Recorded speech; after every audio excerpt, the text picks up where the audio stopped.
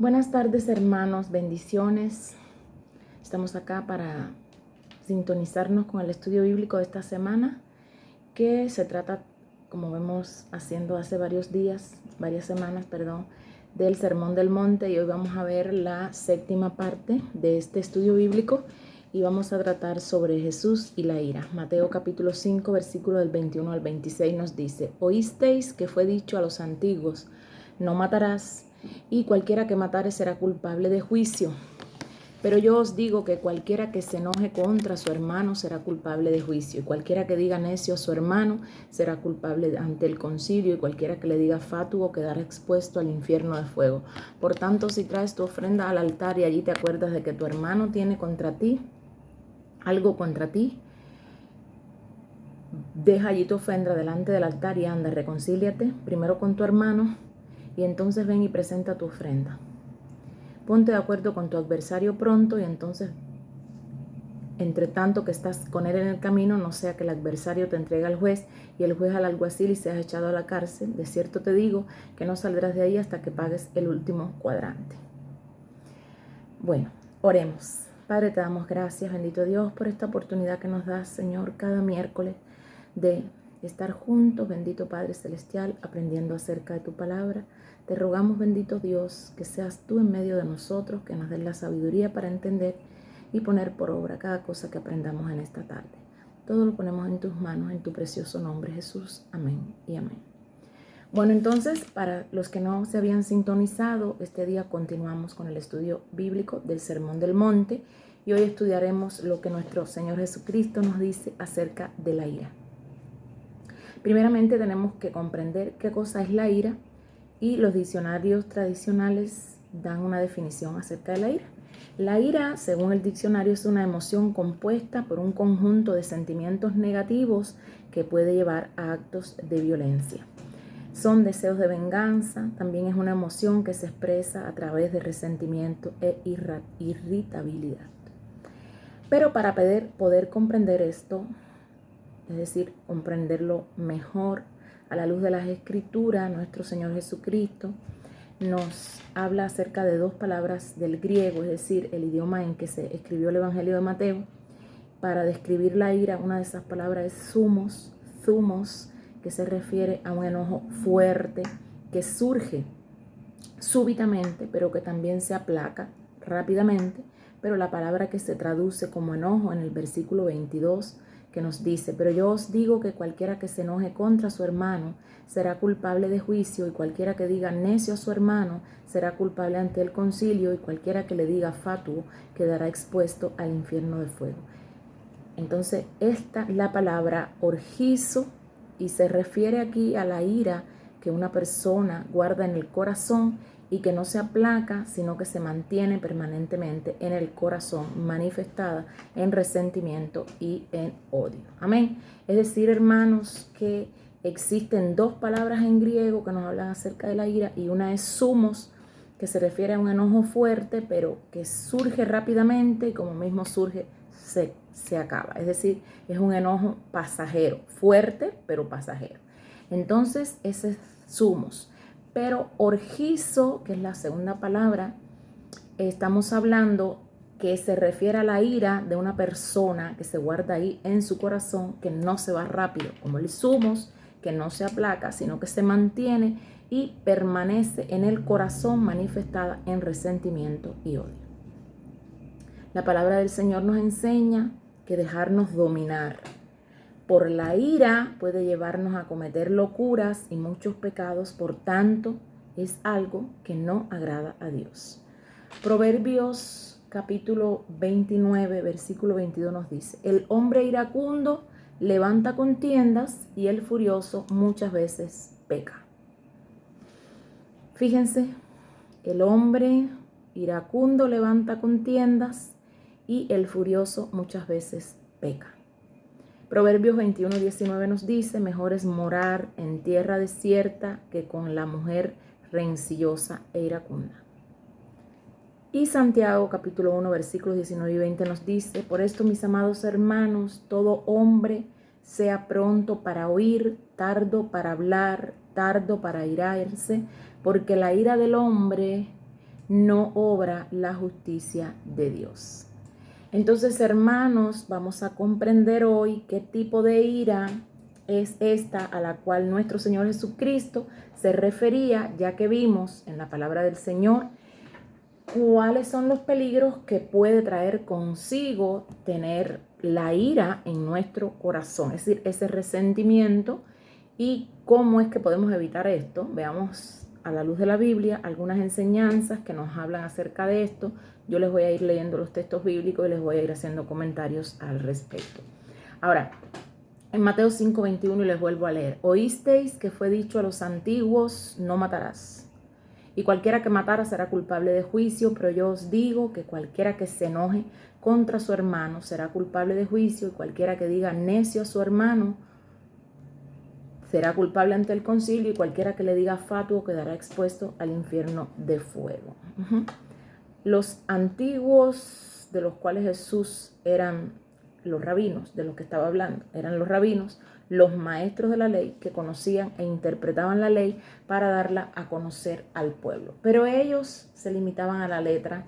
Para ellos, si alguien solamente no mataba, ya estaba cumpliendo la ley y estaba en paz con Dios. Pero nuestro Señor Jesucristo fue más profundo y fue un poquito más allá que en la ley, y entonces enseñó que el verdadero espíritu de la ley no es solamente se refiere al acto de matar, sino también a las intenciones del corazón del hombre. Nuestro Señor Jesucristo enseñó principios que van mucho más allá de la letra. Es decir, si tú tienes ira en tu corazón, un resentimiento, un rencor que tú le guardas a una persona, tú estás cometiendo pecado. ¿Por qué?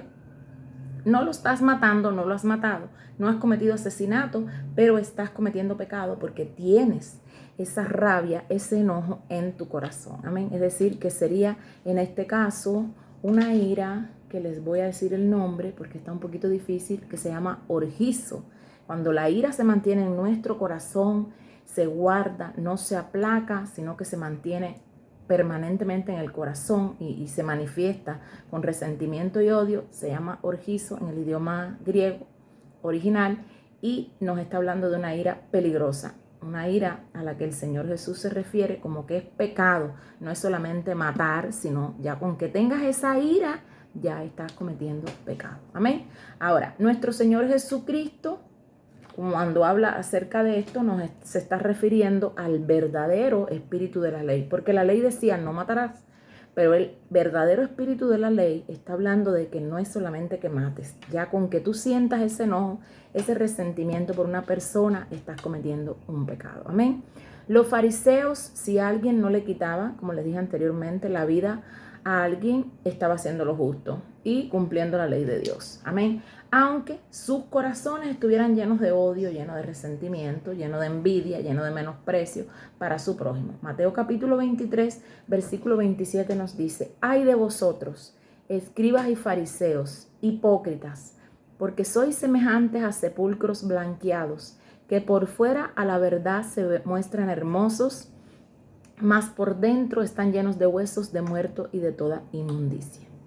Es decir, que el Señor le está dando más importancia a lo que tenemos en nuestro corazón que a la ley en sí. Amén. Entonces, la interpretación de Jesús difiere de la de los fariseos en aquel momento, de los rabinos, los maestros de la ley. Nuestro Señor Jesucristo dejó bien claro que quitarle la vida a una persona es algo muy grave delante de Dios, como lo es también odiar, menospreciar y humillar a nuestro prójimo. Amén. Definitivamente, hermanos, las consecuencias jurídicas entre ambos pecados son diferentes de forma terrenal, hablando, ¿no? Por ejemplo, la ley no te va a condenar porque tú tengas resentimiento en tu corazón o porque tú tengas rabia contra alguien o rencor o estés enojado. Por eso la ley no te va a castigar. La ley sí te va a castigar, la ley terrenal, el juez te va a castigar si tú cometes asesinato, es decir, si tú le das muerte a una persona. Amén. Pero esa es la ley terrenal. Pero nuestro Señor Jesucristo dejó bien claro que tanto matar como odiar, menospreciar a nuestro prójimo son pecados delante de Dios. Por tanto, el odio, el resentimiento y los homicidios nacen ¿dónde? En el corazón del hombre. Dice Mateo 15:19, porque del corazón salen los malos pensamientos, los homicidios, los adulterios, las fornicaciones, los hurtos, los falsos testimonios, las blasfemias. Ahora, ¿por qué Jesús le da más importancia a la reconciliación con el prójimo que a la ofrenda en el altar? Porque nos dijo, Mateo 5:23, por tanto, si traes tu ofrenda al altar y allí te acuerdas de que tu hermano tiene algo contra ti, deja allí tu ofrenda, anda y reconcíliate primero con tu hermano y entonces ven y presenta tu ofrenda. Y esto nos demuestra una verdad espiritual muy importante que como cristianos tenemos que comprender. No podemos, bajo ningún concepto, poner lo material sobre lo espiritual. Es decir, no podemos priorizar lo material antes que lo espiritual. Decir que nuestra ofrenda, nuestro servicio no es más importante que nuestra adoración. Nuestro Señor Jesucristo lo dejó bien claro. Dios busca primeramente adoradores, no solamente ofrendantes o cantantes o ujieres o diáconos o predicadores. Juan capítulo 4, versículo 23 nos dice, mas la hora viene y ahora es cuando los verdaderos adoradores adorarán al Padre en espíritu y en verdad, porque también el Padre tales adoradores busca que le adoren. Hermanos, para nuestro Dios lo más importante no es lo que hacemos ni lo que damos.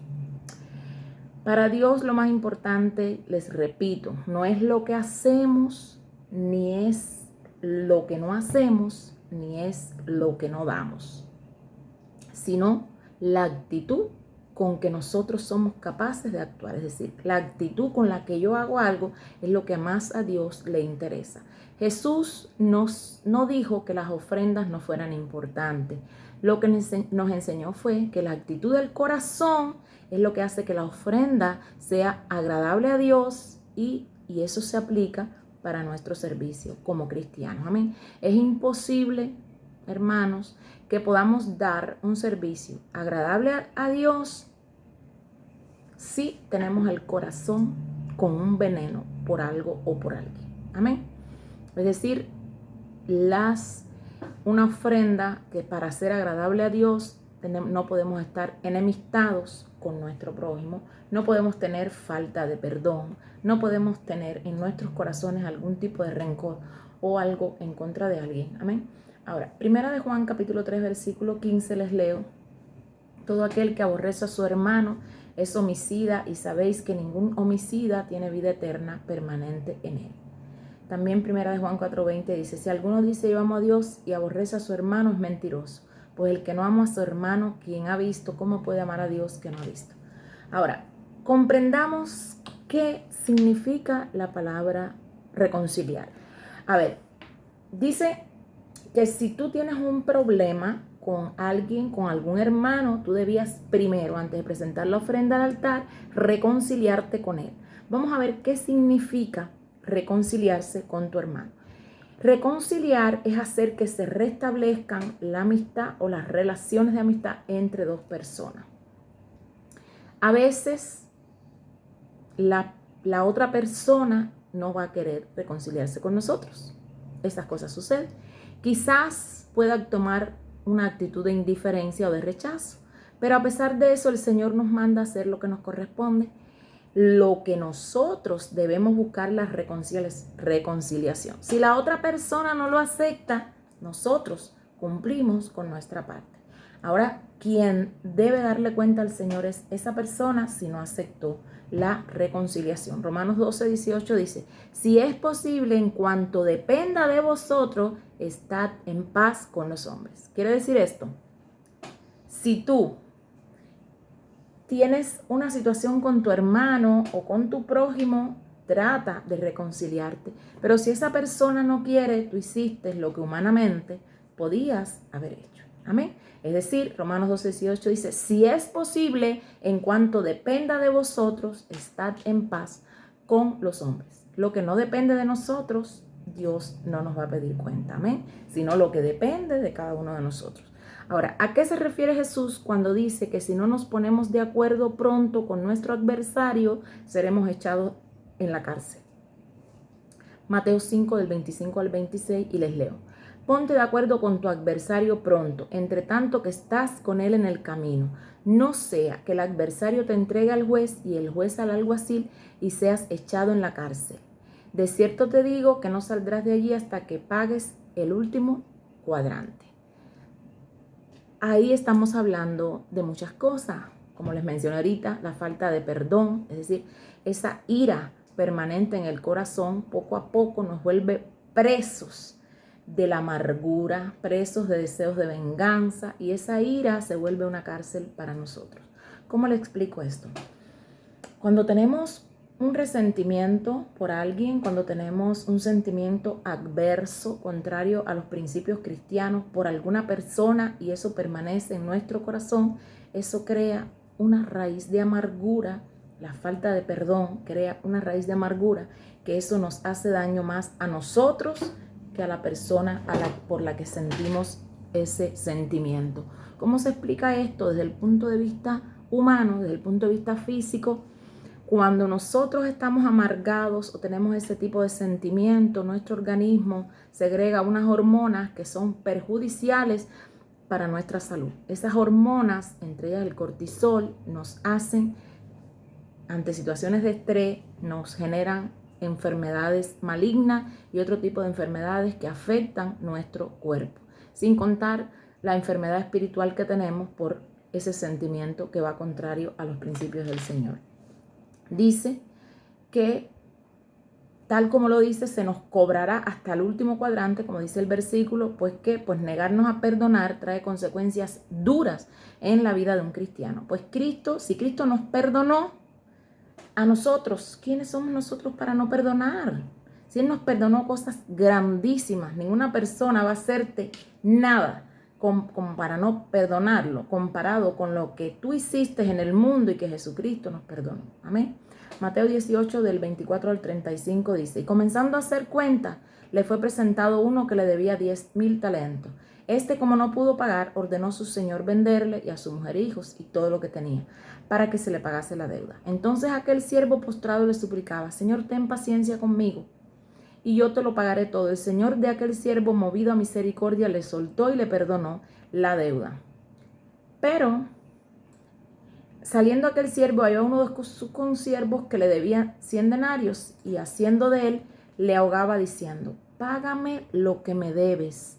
Entonces su consiervo, postrándose a sus pies, le rogaba diciendo: ten paciencia conmigo, yo te lo pagaré todo. Mas él no quiso, sino fue y le echó a la cárcel hasta que pagase la deuda. Viendo sus consiervos lo que pasaba, se entristecieron mucho y fueron y refirieron a su señor todo lo que había pasado. A ese señor, que fue quien le perdonó su deuda a él. Entonces, llamándole su señor, le dijo: siervo malvado, toda aquella deuda te perdoné porque me rogaste. ¿No debías tú también tener misericordia con tu consiervo, como yo tuve misericordia de ti? Entonces su señor, enojado, le entregó a los verdugos hasta que pagase todo lo que le debía. Así también mi Padre Celestial hará con vosotros, si no perdonáis de todo corazón cada uno a sus hermanos las ofensas que les hayan cometido. Hermanos, esto es así como dice este pasaje. Si nosotros fuimos perdonados por nuestro Señor, ¿cómo nosotros no vamos a tener misericordia de alguien que nos hizo daño y no lo vamos a perdonar? La llave de la cárcel, de esa cárcel donde nos encerramos, es la ira, es el resentimiento. La llave de esa ira, de ese resentimiento, se llama perdonar. Si tú no eres capaz de perdonar a tu hermano, vas a seguir con esa ira, con ese resentimiento, y vas a estar encerrado en una cárcel espiritual. Una cárcel espiritual que a largo plazo te va a dañar físicamente, tu cuerpo, tu organismo, y puede desencadenar numerosos tipos de enfermedades. Amén.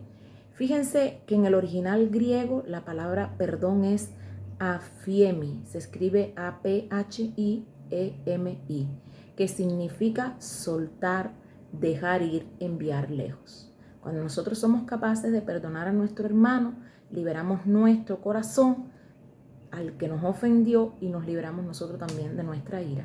Cuando nosotros somos capaces de perdonar, liberamos a esa persona, y de esa forma esa persona se va a dar cuenta de su error.